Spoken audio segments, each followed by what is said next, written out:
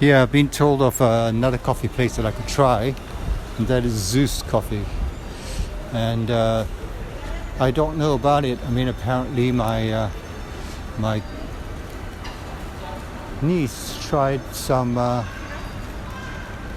latte thingy, and she said it was good. But hello, just having a look. What kind of coffee do you use? Is it Arabica or is it Robusta? Arabica? Okay, and your normal latte? Normal latte. It's a CO latte, is it? CO latte is single shot and the small cup. Okay. One size here. What's a double shot? Double shot is here. For classic Americano, cappuccino, flat white, cafe latte, caramel macchiato. I have a cafe latte. It's a double shot one, isn't it? Okay. Can I know you want ice or what? Oh, ice, please. Thank you. So one ice cafe latte, one straw? That's right. No straw, please. No straw. Yep. Can I get your name? Just call. Kian. Will be married again? You like that? So one ice cafe latte, right? Yep. Give it a go. My niece tried some stuff here and she said it's really good, so I'm trying your coffee. Oh, one sleeve? No, thanks. Thank you very much. Yes. Hey? No straw, thank you. Okay, so here I am, sat on my favorite steps for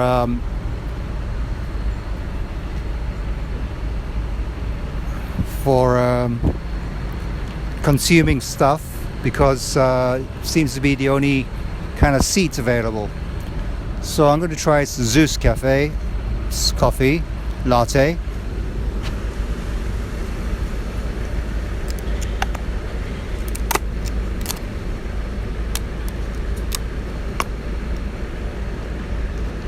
Look at the milk on Look at the milk on the bottom. Maybe that's why it doesn't taste so strong when you get to the bottom. Why do they do this? Why? It doesn't mix properly.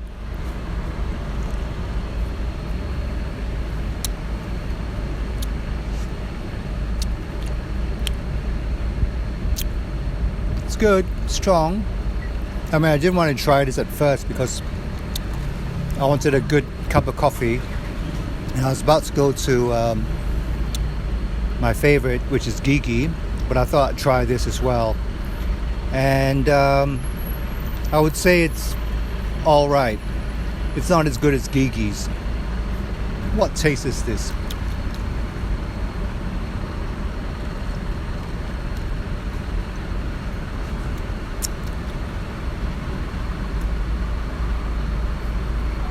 Nondescript. I would say then it's acidic. I don't rate it that high. I would be tempted to say about 6.5, 7 out of 10. So it's okay, but no. I mean, she said this is Arabica beans, but for some reason it doesn't taste like it.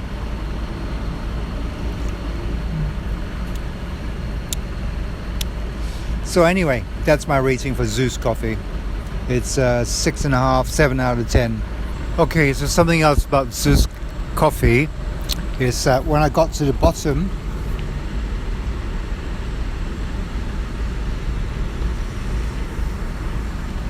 and mixed small milk into the brew, I tasted the milk and it doesn't taste very nice either. So I don't know what milk they're using, but it tastes like processed milk. So they're not using good milk either. So definitely 6.5, 6 out of 10.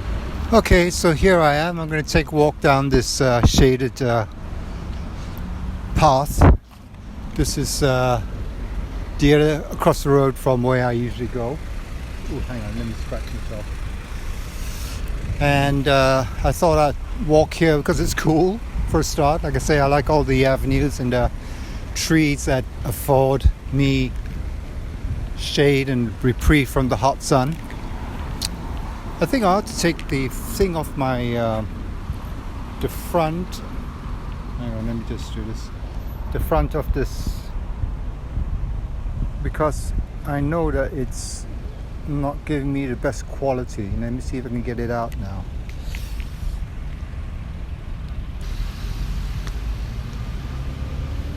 Ouch. Yeah, that hurt.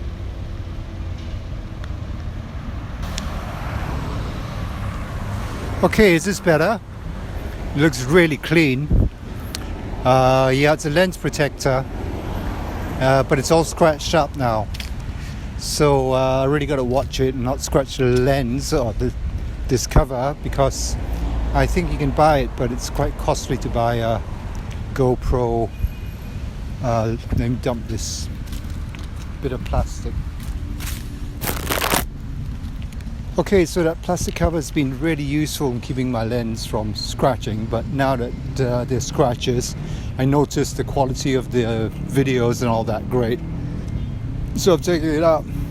Okay, I'm out a bit earlier today because I want to get to my usual supermarket a bit earlier, because I noticed that when I got there yesterday, I saw this man walking out with a handful of beef, and they were the prime cuts, or the ones that I was after, and really pissed me off. So when I got there, I had only one packet of what I wanted, and that was at 12:35. And so it made me think that today I've got to get there a bit earlier.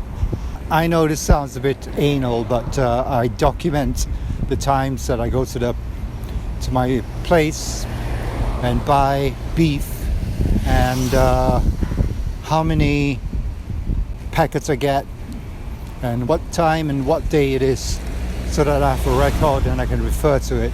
And I know that I've been to the market on Tuesdays and I've had quite a big haul at about 12:30.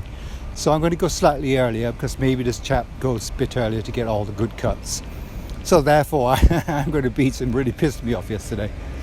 The other thing was, as you know, I'm a carnivore. I guess the only plant-based thing that I do allow myself is garlic. And I think that's okay, because it doesn't really have too many carbs, and it doesn't have too many oxalates. So I think that's okay, that's permissible. I mean, it's quite surprising, but onions, in one large onion, there's about 100 calories in there. And I didn't know this, because I love onions too. This is blowing all the leaves off the pathway. It's a blow job. Whoa. So, ooh, nice wind. I just got a gust from that. My niece asked me, not yesterday, but on Sunday when I went to see my mum. I was telling her about my carnivore diet and what I do consume, what I don't consume. And she asked me, she says, do you have any cheat days? And I said, well, in the last 6 months, I've only had one cheat day. But what I didn't add was that cheat day was the day before, was on a Saturday. Just the day before she asked me that question. I felt a bit too embarrassed to tell her that. Yes, and so on that particular Saturday, I wasn't feeling great. I was feeling a bit stressed out from work, and having to achieve some targets without really having very much support from the company I work for. And but then again, I thought, well, okay, this is something I have to take on and just do without complaining too much. So I'm going to cross the road while I can.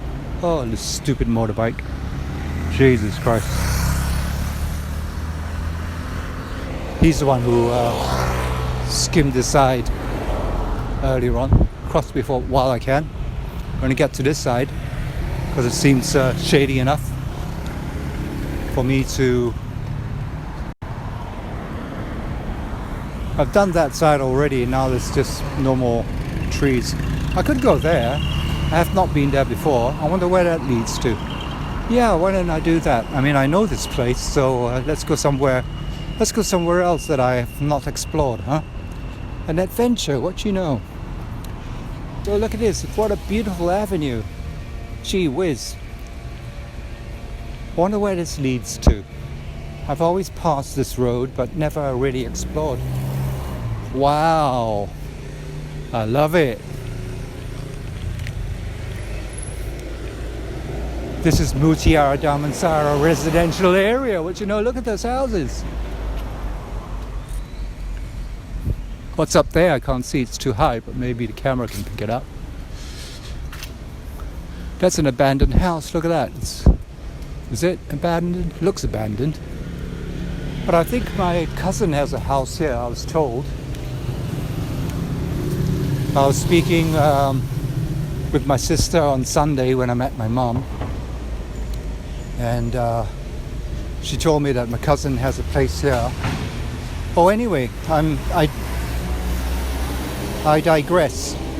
Yeah, where was I? About my binge days, yeah. So, it's a lovely place, I love it. So, what did I learn from my binging? What did I have, first of all? Well, I went into the patisserie. Oh, before I even got to the patisserie, I went to the market where I usually get my stuff, and on the way out I got myself an ice cream, a Magnum, an almond Magnum, and I ate that. And then after that I thought, well, seeing as I've already done this, I am going to binge. So what I did was I went into the patisserie and asked the salesperson behind there to give me a tray. First thing I picked up was a Portuguese tart. I remember when I was in London, I used to live in a place called Westbourne Grove. It was up from Portobello Road, and they had a Portuguese place there. It had all the Portuguese cakes, and the thing that I loved most was the coffee and the tart, the Portuguese tart. My goodness, what lovely pastry, flaky and chewy. That's what I like, flaky and chewy pastries. And so that's the first thing. I got myself a Portuguese tart, put it in the tray, and then I went over to the cookie counter, or the cookie cabinet, and got myself a chocolate cookie. And then after that I went to the other cabinet and found a cinnamon roll with cheese, and put it on the tray and paid for it. I started with the Portuguese tart, and it was really good. Not as good as the one that I had in London, but it was good. The pastry wasn't as flaky or wasn't as chewy. The cookie was next, and that was disappointing. It wasn't really chewy. It was more sort of crumbly and dry and didn't really taste so much. Private Maduro. I wonder what this place is. Look over there. Nice shops. I wonder. Very, very nice. This is a great idea. Look at that. I didn't bring my camera again, so I should remember this. Bring my camera. Have camera will travel. Yeah, and then the last thing was the cinnamon roll. So I bit into it, and wasn't great. Was a bit of a disappointment. Didn't really particularly enjoy it. Yeah, and so that wasn't the end of my binge. So I was walking down to the other place where I usually cut through to get back home, because there's a cooler way of walking through the other shopping mall, and I noticed another Portuguese tart. And I thought, I have to try this Portuguese tart because it looks great. And so I bought another Portuguese tart, and this one was better then the other one was better in the sense that the pastry, I'm going to go across there because it looks like there's a park over there. Yeah, but because the pastry was better and it was a bit more chewy, after the initial bite, it seemed as though it was just blended together, or it wasn't separate enough. Where's this place? Look, another private thingy. Wow, this is a place that I have not explored at all. I guess this is Mutiara Damansara, which it is, of course. So nice. I like it. There's a playground down there. Wow, lovely. My goodness. Selamat tengah hari. Oh, pagi, in fact. This is nice. A playground for all the residents around here, I think. That's nice. I'm going to walk not that way because there's not very much, but anyway, this place not really good for mosquitoes, this, because I'm sure you can see some larvae. Yeah, you can see some larvae in there already, I think. Yeah, there's a tadpole. Look at that, frogs. So it's good for frogs and good for dengue, mosquitoes. So not a good thing, huh?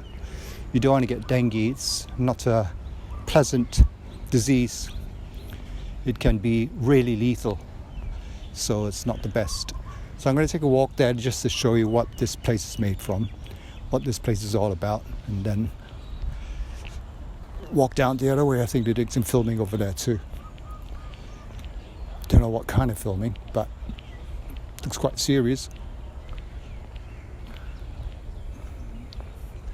Good equipment. Oh, I've got to walk down here and then take a walk around the other way.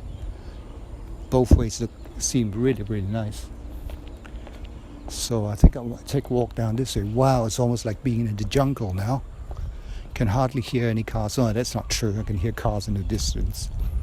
But to find this kind of a place, it's amazing. I shall return. Look at that. Again, not the best for mosquitoes, but I think it looks as though it's been sprayed because there's oil on the water. So a bit better, but still not the best. Again, look, still water and a place for mosquitoes to breed. So they ought to look at after this a bit more. Yeah, so the other thing I was thinking about was basically content for this channel specifically. I mean, I've been through all my channels, and I think, as I've disclosed before, I want to monetize my YouTube channels. But I think the question is how I actually monetize it, in the sense that I don't want it to be a job, because what's the point of making YouTube my job? I want it to grow organically. Nice place to sit. I can come down and take my coffee here, as long as I don't get eaten alive by mosquitoes. But also, I want my channels to be organic and something I'm really into. Also, it'll be sustainable, because I won't tire of it, because it's something I would do anyway, whether or not it's monetized. Another place, look. Not great, okay? This is not great. The government ought to look at this, because this Selangor has a problem with dengue. And like I say, dengue is something you don't want to trifle with, because it's not a trifling thing. Where was I again? Yes, so I was thinking with this channel, I mean, one of the things that I could do, which is a challenge, but will push me out of my comfort zone, of course, is to do interviews with Malaysians. I mean, I know there are quite a lot of popular channels that have foreigners interviewing foreigners about what they think about Malaysia, and it seems to be very popular. And I think possibly the audience for that kind of thing would be Malaysians themselves, who like the point of view of a foreigner, giving their opinions about Malaysia and interviewing. Whoa, look at that. I guess when it's a bit higher, it'll go through to that stream there too. Yeah, it's popular because I guess Malaysians, it's like a dam, or it's a drain. It's like Malaysians, I think the audience is Malaysian because they like to see what foreigners think of the country. But would Malaysians be interested in interviews with Malaysians to see what Malaysians think of Malaysia? That's one of my ideas. What do you think? I mean, let me know, because I really would do this, which I think is something I'm into, but also it doesn't mean I have to invest in a microphone to do the interviews. And also, what would you like to see on this channel? Because I'm quite open to ideas. I mean, for me at the moment, what I'm doing is vlogging about places I haven't been to and pleasant accidents that I stumble across, like this place. So looks like a Malay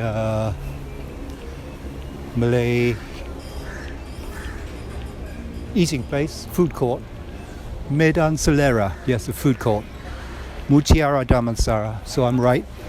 This is Mutiara Damansara.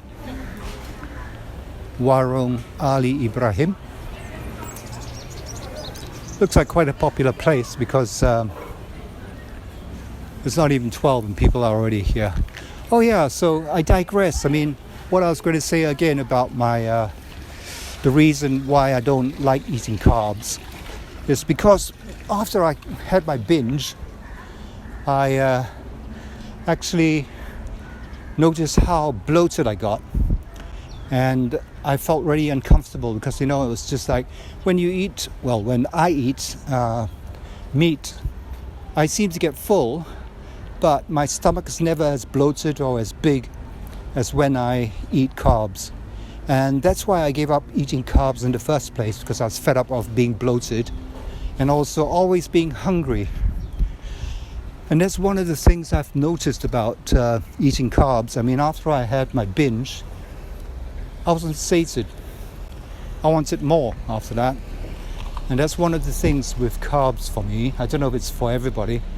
I'm always wanting more because I feel it's more of an addiction rather than something that I require, because it's just the sugar and the glucose and the rush and the peaks and the valleys and the drops. Whenever you eat something sugary, you get a drop later on and you need something to pick you up again. Well, pick me up again. That's why I gave it up in the first place, because I was always hungry and always wanting to eat something and always thinking of what the next thing was that I could eat. Look at those places. It's wow. This is so new to me. That's amazing. I'm so glad I took this walk. Yeah, so when I eat carnivore, I don't feel that.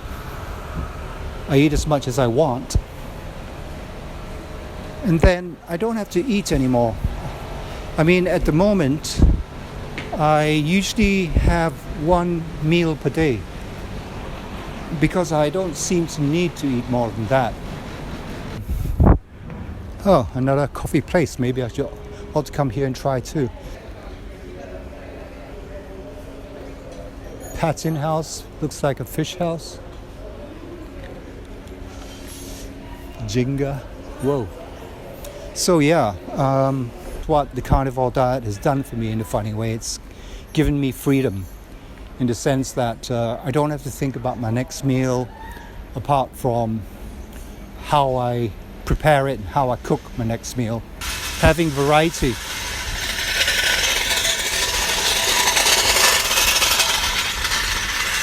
Yeah, having variety is something that's key to not getting bored of the carnivore diet. And there are lots of things that can be done. I mean, there's carnivore bread, carnivore pudding, all without sugar. But I need other things apart from just my stove. I need an oven or air fryer and all those things to make these other concoctions, these other recipes. So that's my next thing. I don't want to buy too many things while in Malaysia because I really want to leave Malaysia at the latest next July when my contract runs up for the flat, for the apartment, because I do not want to stay here any longer. I need to be with my son, and that is my target. I want to be with my son. I'm missing him. I'm missing all the good times that can be had with him at this age now, and I don't want to do that. I want to be with him, so I have a deadline. Yes, like I say, if you have any ideas of what you'd like to see on this channel, let me know, because I'm very open to ideas. So beautiful. And I do enjoy walking the sun, I really do. It's part of my makeup. Oh, one thing I have to point out is this fake grass. I really hate it. I think fake grass, why? Why fake grass? Why? I mean, I know it's easy maintenance and everything, but fake grass, come on. Okay, enough of my ranting. Now for a piss.